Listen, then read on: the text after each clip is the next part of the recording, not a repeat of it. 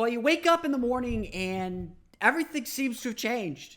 We're going to talk odds again for some reason, but more importantly, we're going to talk what the Magic want to do and what the Magic's goals are for next season because, again, that's what this pick is about. And yes, I have a Post-it note. If you get that movie reference, A+. It's time for a draft day edition of Locked On Magic. You are Locked On Magic, your daily Orlando Magic podcast, part of the Locked On Podcast Network, your team every day.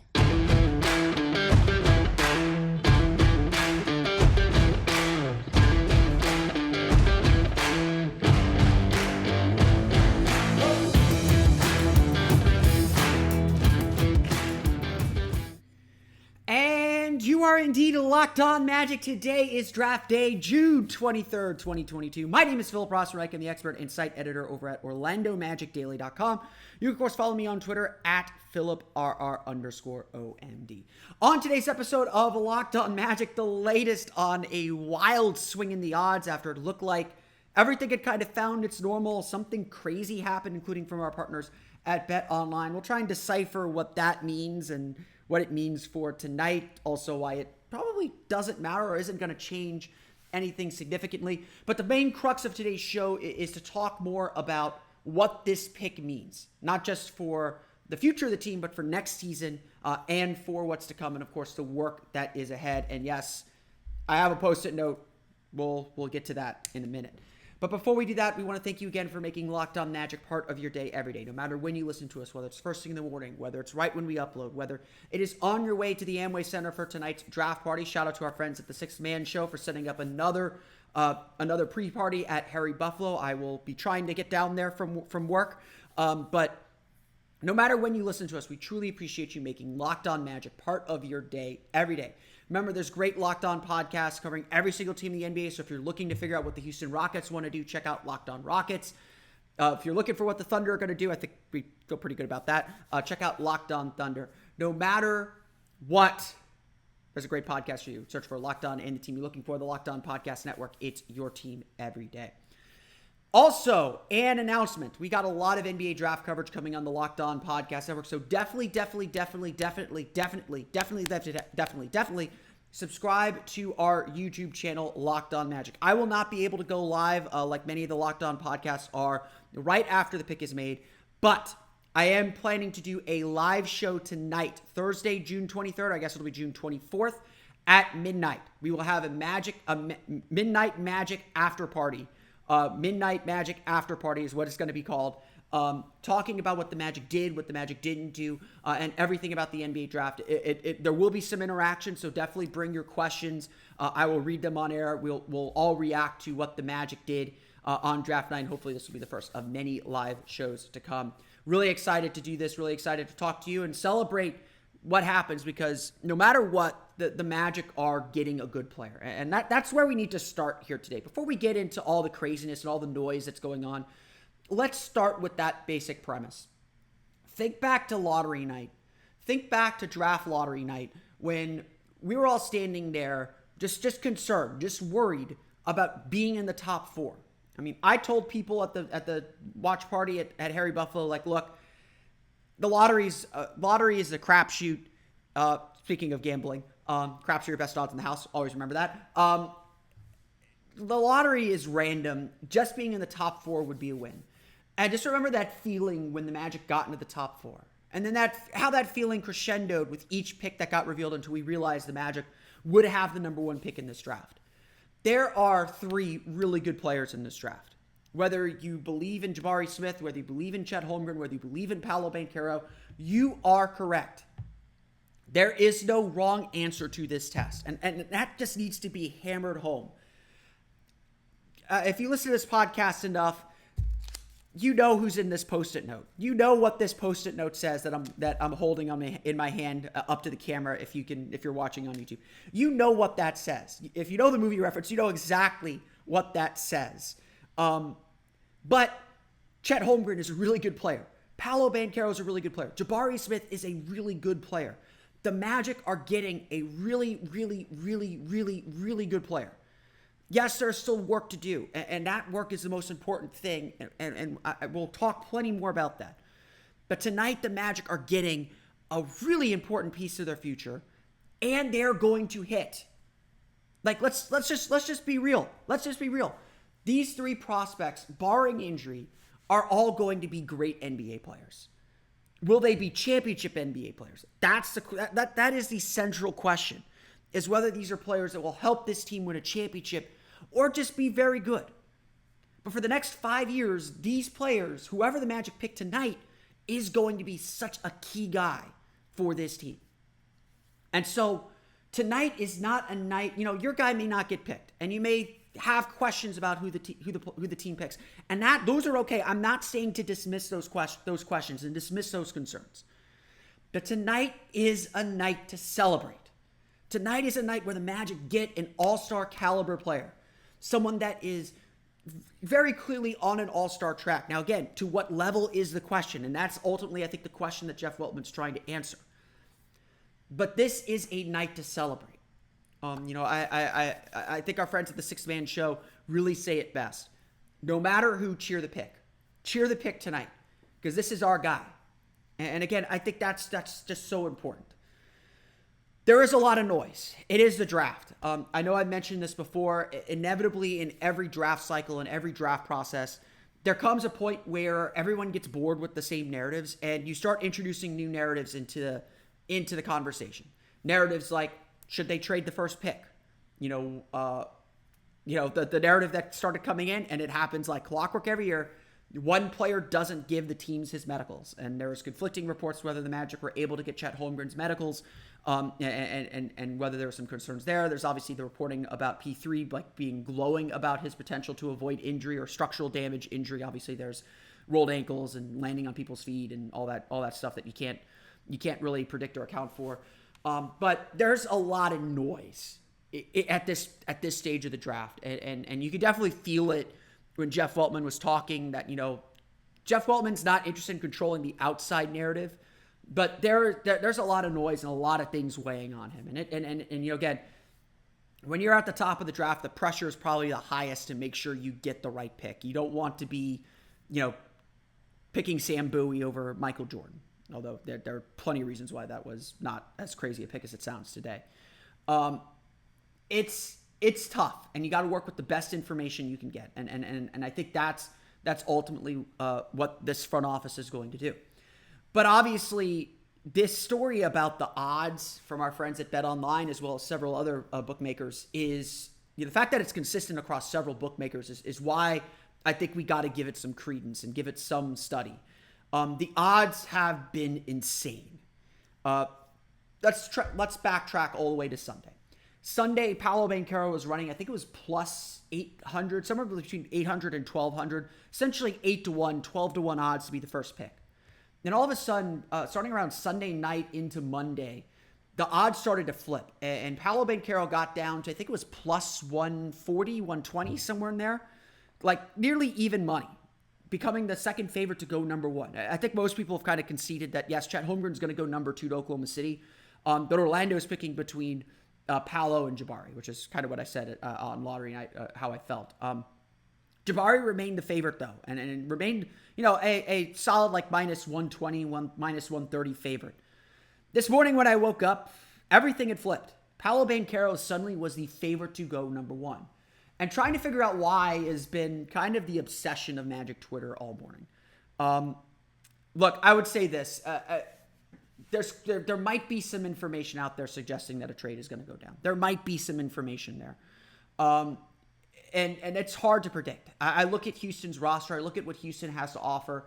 And I am, frankly, a bit skeptical they have what the Magic are looking for. You look at this Magic team. You look at everything Jeff Weltman has said. It does not appear he's interested in acquiring more draft picks in this year's draft. Maybe some future draft picks. Houston essentially owns Brooklyn's draft for the next 5 years. That could be of interest to Orlando. That could be something they're looking to get. But I don't see anything on the roster necessarily that's going to really make the Magic move and really kind of risk not getting their guy, not getting the guy that they want. I would say this. This weekend was weird when it came to Paolo Banchero.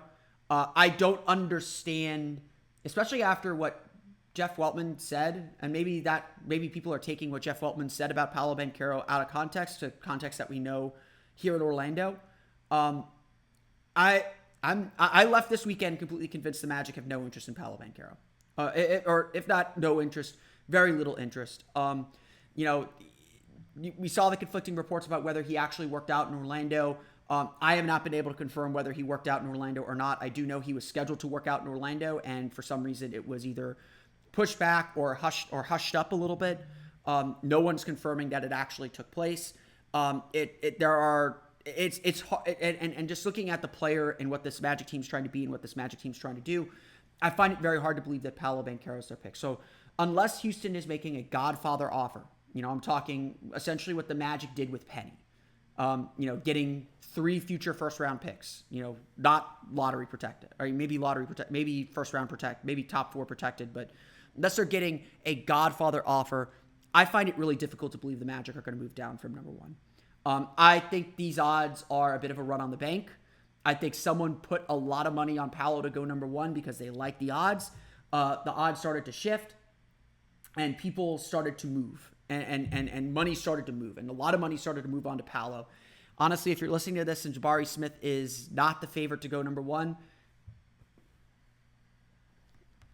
you might be able to make a little bit of money. I don't see the Magic doing this. I find it really hard to believe. Not that there isn't smoke there. There is smoke there. There's too much movement for there not to be smoke there. But again, Woj reported it this morning. It all seems to be lining up that Jabari's going to go to the Magic, Chet Holmgren's going to go to Oklahoma City, and Paolo Banchero is going to go to Houston. The fact that that is even out there at this point with Woj, to me, that would suggest that it's pretty much done. And I don't see Houston giving up the house to move up 2 spots when they know that Oklahoma City is going to take Chet, unless, again, I have no reason to believe the Magic are taking Paolo Banchero. Like, I'll put that out there. I would say it's a less than 10% chance that the Magic are taking Paolo Banchero with the intent of keeping him. This weekend was that weird from things that I'm hearing, and I'm not completely comfortable reporting all of it, but it's not looking good, and honestly I think Mike Miller misplayed his hand a little bit with Paolo on that sense. But let's get down to what this draft pick means, and that's the most important thing. We're going to talk a little bit about where the Magic see this draft pick taking them and what comes next for the team after tonight. We'll get to that coming up here in just a moment. Make sure I'm reading the right ad. But first, today's podcast is brought to you by Arcade One Up. We have big news. The one, the only NBA Jam is back. Arcade One Up, the leader in at-home retro arcade games, is not only bringing the best game ever back, but they've made it bigger than ever with a, wait for it, Shaq Edition machine. People are obsessed with NBA Jam, and I'm thrilled to tell our listeners that you can once again play hoops with NBA legends in this arcade classic. And remember, in the original NBA Jam, Shaq is on the Magic, the best version of Shaq. Jump clear across the court and set the ball on fire in one of the first sports games ever to feature real and digitized NBA licensed teams. No fouls, no free throws, and no quarters required. Compete with friends and family through all new Wi-Fi leaderboards, making you more connected than ever. Pre-order now from arcade1up.com. That's arcade1up.com for an estimated early September ship date. Arcade One Up is the place for fun. They've got even more classics like Golden Tee, Mortal Kombat, and many others starting at just $399. Check this out. They're giving away an NBA Jam Shaq edition to a Locked On listener. Enter for a chance to win a game console for your man cave at arcade1up.com/lockedon. That's arcade1up.com/lockedon. You've got till July 8th to enter to win NBA Jam Shaq Edition console. Don't miss out. Enter today. Boom shakalaka. We want to thank you again for making Locked On Magic part of your day every day. I apologize for coming out late on this draft day, but I want to get this last point in. There's 2 more points that I really want to get in before the draft takes place. And yes, we will get back to the post-it note if it's not obvious what's on there. The Magic are a team in a weird spot. Yes, they had the second worst record in the league last year, but you can really sense from the Magic and from the Magic's front office for the first time, there are real expectations for this team. There are real expectations to improve and real pressure perhaps to win a little bit more. The Magic are in a rebuild, sure, but they're not looking to be down here again. They don't want to be picking number one next year unless they jump up into the lottery. They don't want to be one of the worst teams in the league. They've made that abundantly clear. Jeff Weltman said it. We don't want to be in the basement indeterminately. We want to start taking steps forward. Jamal Mosley said, we need to level up. We need to take that next step as an organization. We had this fun little year where there was no pressure, but now it's about doing the thing that we're all here to do, trying to win a championship. And obviously this draft pick is going to help with that. No matter who the Magic pick, this draft pick is going to help the Magic improve. He's going to make this team better. One way or another, this team will inch forward.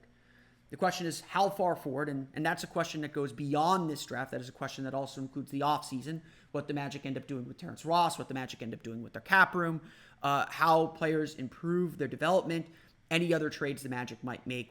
Again, there's a lot of permutations, a lot of things that can happen over the next few weeks. And of course, in a week, we'll be talking about players signing and agreeing to contracts in free agency. This is obviously a tricky proposition for Orlando. This is obviously a tricky place to be. You want to develop the right way. Orlando is not going to go for the sugar high, as Jeff Feltman's put it. He's not going to go for the quick thing. He's not going to go for he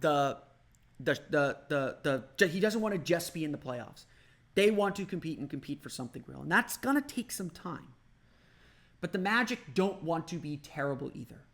They don't want to be stuck in mediocrity, but they don't want to be terrible. I think Weltman put it on Monday in his pre-draft availability. We're not in a rush to be mediocre.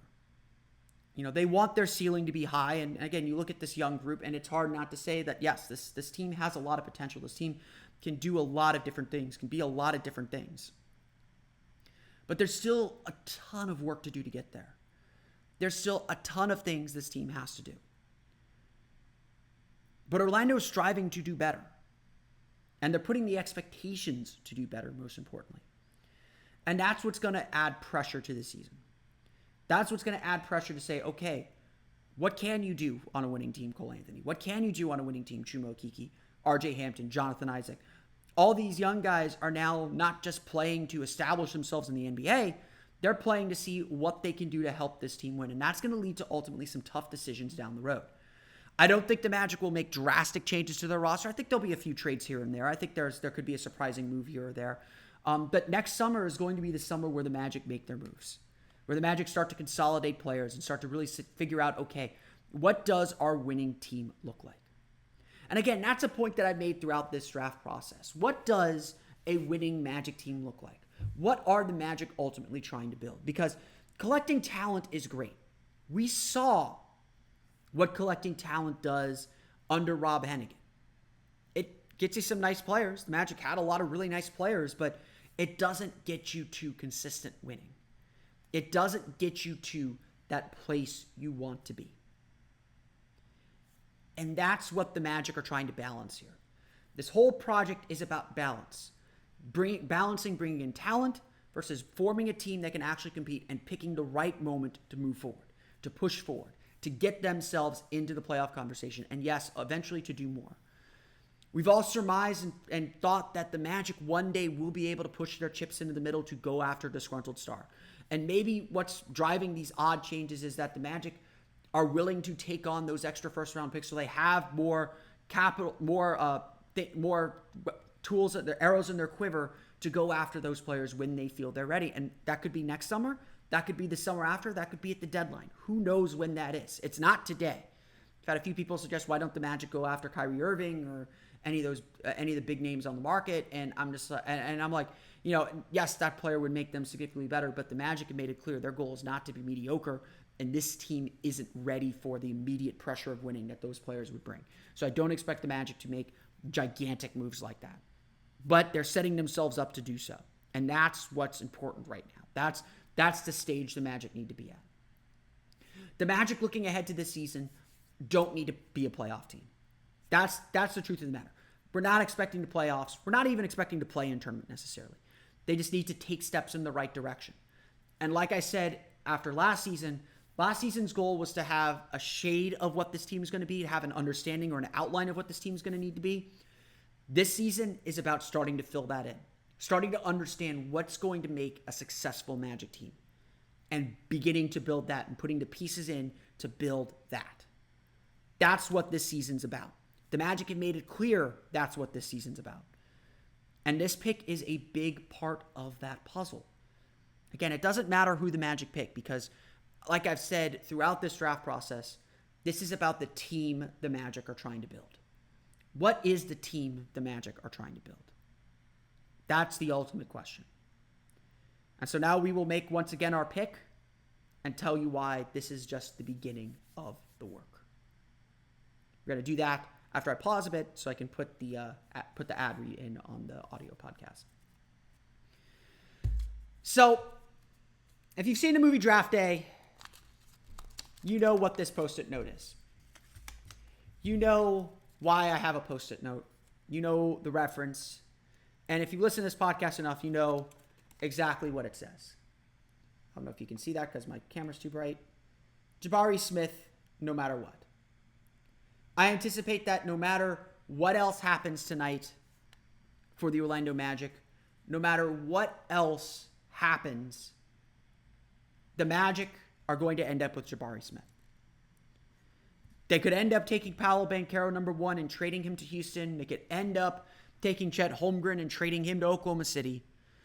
The Magic are taking Jabari Smith.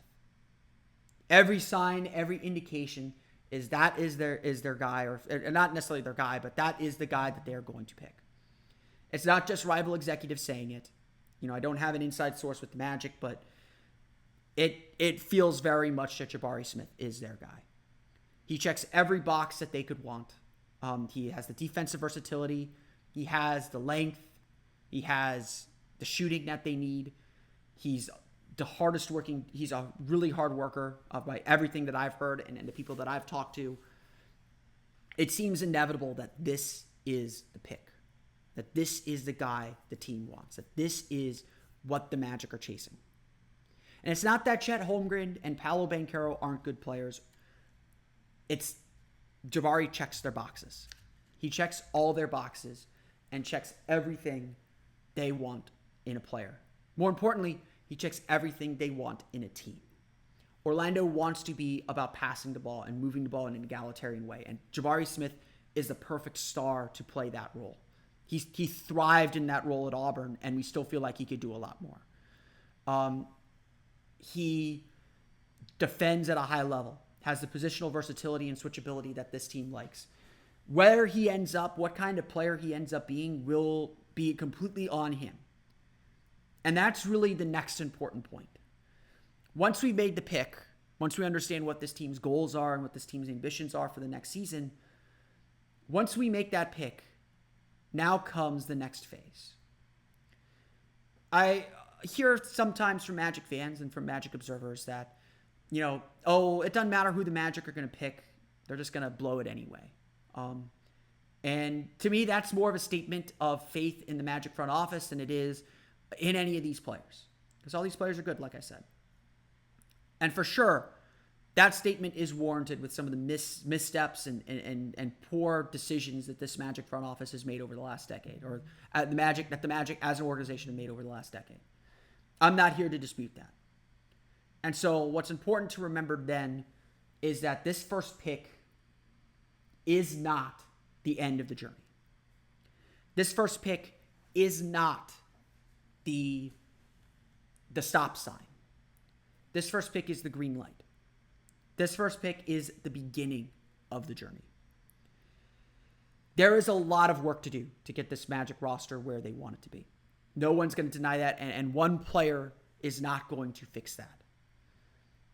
This is a night to celebrate, but you only get to celebrate for a little bit, because then it becomes about getting to work. Then it becomes about doing the work. then it becomes about actually improving and putting the team around this player or with this player to get the team to its ultimate goals. The number one pick is a great thing. It gives you every option on the dinner table. Everyone has to wait for you to do your thing, for you to take your guy. And again, I am a big believer of go get your guy. Honestly, I don't even care if the Magic think Keegan Murray is the best player in this draft, and they, sure, try and find a way to trade down because of conventional thinking. But if they don't think they can do that, take him. Take your guy. Take the guy that you believe in, that you want. Now, again, I think that's Jabari Smith. I'm not going to lie. Jabari Smith is a lot better than Keegan Murray, or will be a lot better than Keegan Murray. So again, I expect the Magic to have Jabari Smith in a Magic uniform by the end of the night. But now comes the hard work of making him the player that you need him to be. Now comes the hard work of building that team. A lot of that's going to fall on whoever the Magic pick and his willingness and his drive and his desire to be the best. And honestly, that's what you try to decipher in your workouts and in your background information. It's not about necessarily, you see what they can do on the court, but you're in the NBA now. You got to be better than that.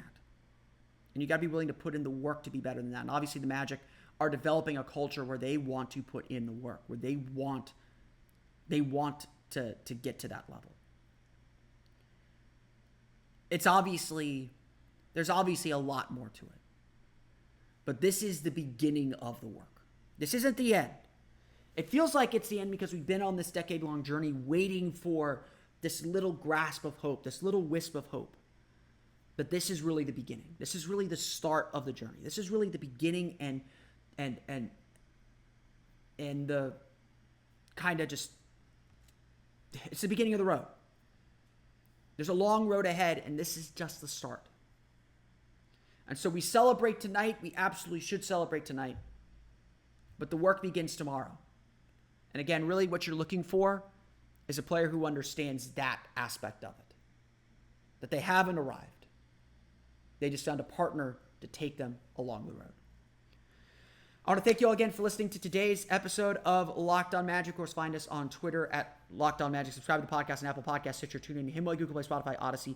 All the fun places to download podcasts to your podcast-enabled listening device. You can find me on Twitter at PhilipRR_MD. And for the latest on the Orlando Magic, including my latest mock draft, that'll be posted up around 11 o'clock. You can check us out at OrlandoMagicDaily.com. Follow me on Twitter for updates throughout the night at OMagicDaily. Don't forget, we are doing our live YouTube show tonight at midnight, so subscribe to our YouTube page at Locked On Magic to know when that we go live with that. I'll be taking your questions, reacting to the NBA draft after it concludes, and we'll see where we go from there. But that's going to do it for me. I want to thank you all again for listening to today's episode of Locked On Magic. For Orlando Magic Daily and Locked On Magic, Jabari Smith, no matter what.